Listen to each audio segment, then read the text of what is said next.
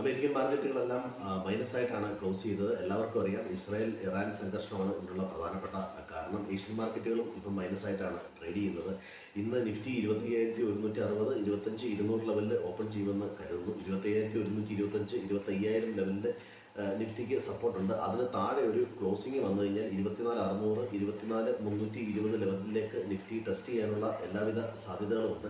ഇന്ന് അമേരിക്കൻ മാർക്കറ്റിൽ കഴിഞ്ഞ ദിവസം വന്ന ജോബ്ലെസ് ക്ലെയിം അല്പം വീക്കായാലും ന്യൂ ജോബ്സ് ആഡ് ചെയ്യുന്നത് ഡേറ്റ പോസിറ്റീവായിട്ടാണ് വന്നത്. ഇന്ന് പ്രധാനമായിട്ടുള്ള ഡേറ്റ സർവീസ് PMI ഡേറ്റ ഇന്ത്യയിലുള്ള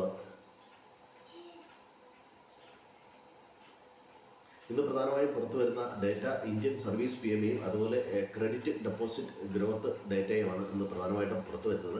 ഇനി ബാങ്ക് നിഫ്റ്റി നമ്മൾ നോക്കുകയാണെങ്കിൽ ബാങ്ക് നിഫ്റ്റി 51,600, 51,450, 51,200 ലെവലിൽ സപ്പോർട്ടുണ്ട്. 52,050, 52,200,